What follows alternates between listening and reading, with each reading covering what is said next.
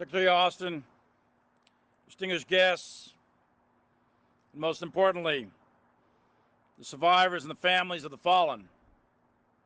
Thank you all for participating in this morning's ceremony.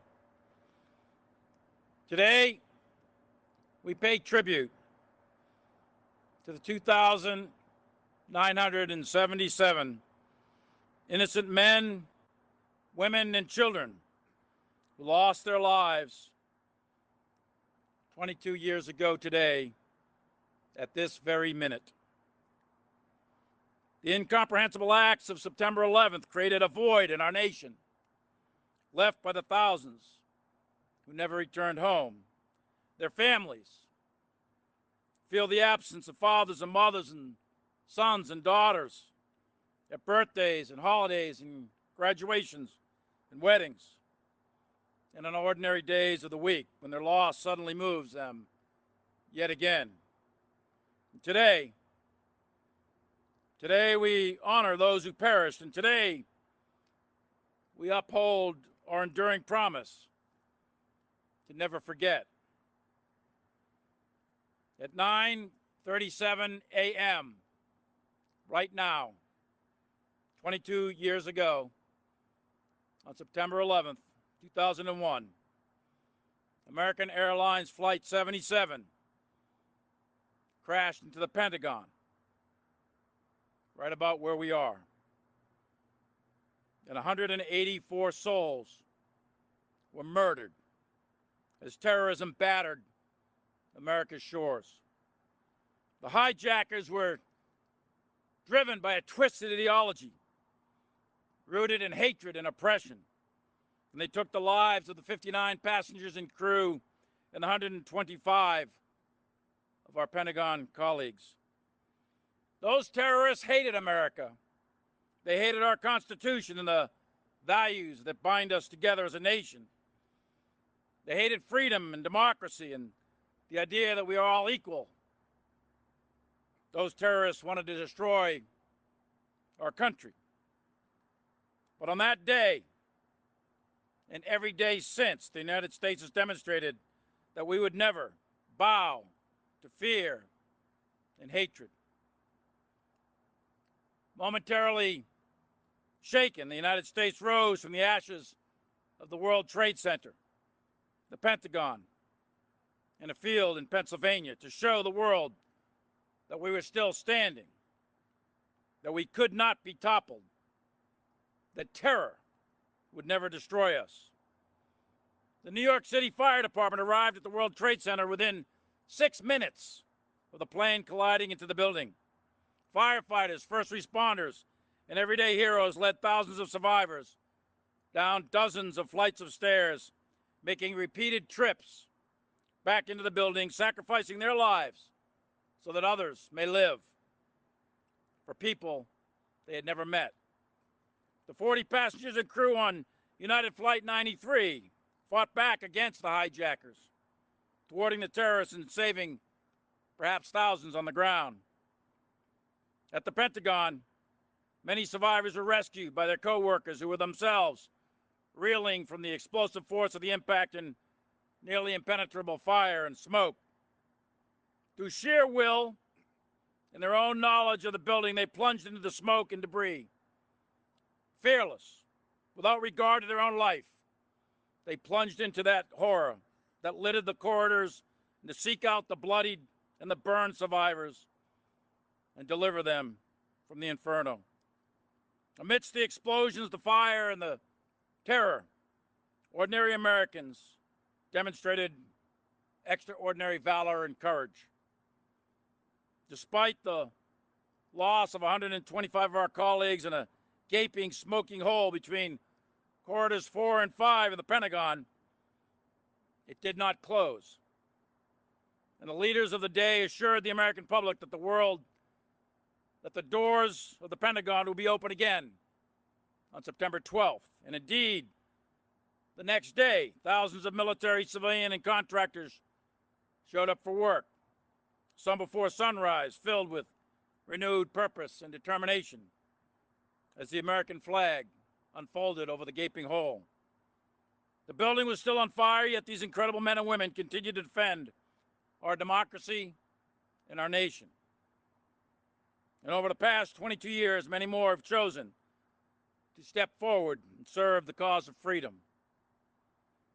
Every single day, the men and women who have worn the cloth of our nation have protected and defended the principles that were under attack that day. So today, we honor and remember those we lost on that fateful morning.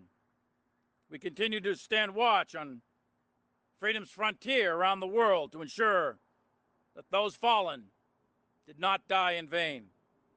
Today, we reaffirm our resolve to ensure that our experiment in liberty, this e pluribus unum, continues for future generations. 22 years ago, hatred and terror did not win. It did not destroy America. Freedom and democracy and the very pillars of this great nation continue to endure. Ladies and gentlemen, it's my honor to introduce our Secretary of Defense, the Honorable Lloyd J. Austin III. Thank you, and may God bless the fallen, their families, and may God bless the United States of America.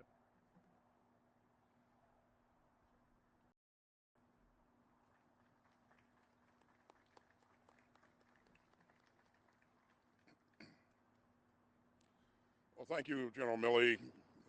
Good morning, everyone. I am absolutely honored to be here with all of you on this day of remembrance and resolve. And I'm especially moved to be here with the family members of those we lost, with the survivors of the attacks, and with the first responders who raced to save innocent lives. To the families and the loved ones of the 184 people who lost their lives on 9/11 here at the Pentagon and on Flight 77, let me extend my deepest condolences on behalf of the Department of Defense. I know that being here is hard. I know that it aches to remember this milestone year after year. And I know that nothing can make it right. And as the years go by, it may feel that the world is moving on or even forgetting what happened here on September 11th, 2001. But please know this. The men and women of the Department of Defense will always remember. And we will always honor the memory of our fallen teammates. And we will always strive to be worthy of the memory of those we lost. September 11th reminds us that the American spirit still shines in times of testing. After the attacks, amid the horror and the grief, many Americans felt a deeper sense of duty to their communities and to their country. And all around the country, with hearts breaking for the slain and the suffering, Americans looked within themselves and felt called to give back. In those terrible first hours and days, people rushed to give blood, to volunteer in hospitals, or to hand out food and water to exhausted first responders. And here at the Pentagon, an outstanding group of employees and volunteers got a family assistance center up and running in less than a day. And over the next month, over 2,500 people volunteered there.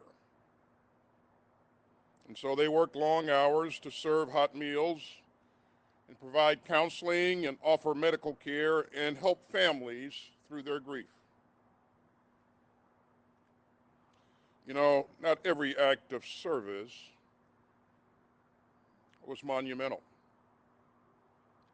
We remember a hug for a soldier on the streets of Manhattan, or a child's handwritten thank you card for a firefighter. But every act of grace changed us, drawing out a strength and a sense of common purpose that became part of the story of that day and part of the story of our country. As the months and years went by, many Americans chose to help those in need or to fortify our security in a newly uncertain world. September 11th made America a nation at war. And hundreds of thousands stepped up to serve our country in uniform. The wars in Iraq and Afghanistan have come to a close. But we remain relentlessly focused on combating terrorist threats to America. And I want to thank all of my fellow veterans who served in combat during 2 hard decades of war after 9/11, as well as their families for all that they gave. The courage and the compassion that we witnessed after September 11th were even more extraordinary when they came from Americans who lost loved ones. I'm thinking today of Kang Nguyen, who was born in South Vietnam in a time of chaos. He finally made it to America with his family and eventually graduated from the University of Maryland with a degree in electrical engineering. And on 9/11, he was working as a systems administrator at the Navy Command Center right here in the Pentagon. He left behind a beloved wife, too, and their 4-year-old son, An. Tu, who also worked for the department, was devastated by her husband's death. But she resolved to be strong to support their son. And so, 22 years later, Tu and An are incredibly close. And their tie has only grown stronger from the loss that they've endured. They talk every day. And she is so proud of the young man that Tu has become, that An has become. An still tries to make his dad proud and to honor his legacy in ways big and small. And that can mean echoing Kang's love of learning, or taking up the guitar, or simply staying engaged with his community and finding ways to help others, just as his dad did. So in September 2021, on the 20th anniversary of 9/11, Tu visited this memorial to place flowers on the bench with her husband's name on it.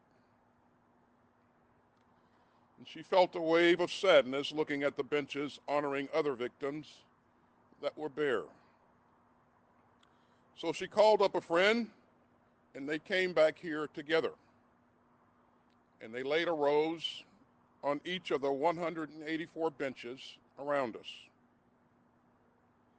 And so now, thanks to Tu's simple act of kindness, every year on this day, the Department of Defense upholds that tradition, laying a rose on every bench to honor the memory of every soul taken from us here on 9/11.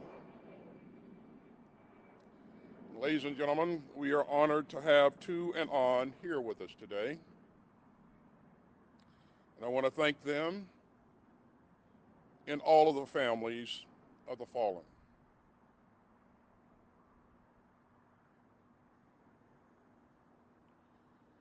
September 11th changed you forever.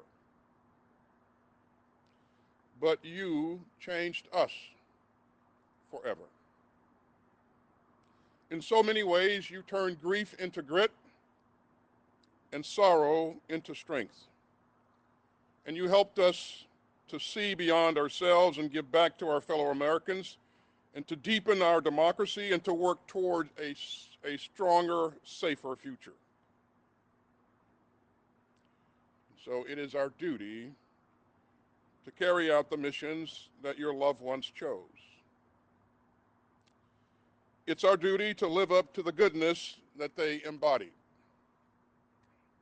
And it's our duty to defend the democracy that they loved so much. So we will always seek to meet that challenge.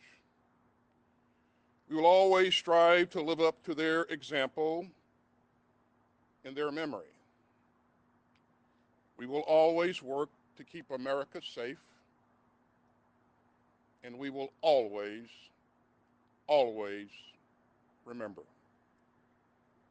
May God bless you all, and may God continue to bless the United States of America. Thank you very much.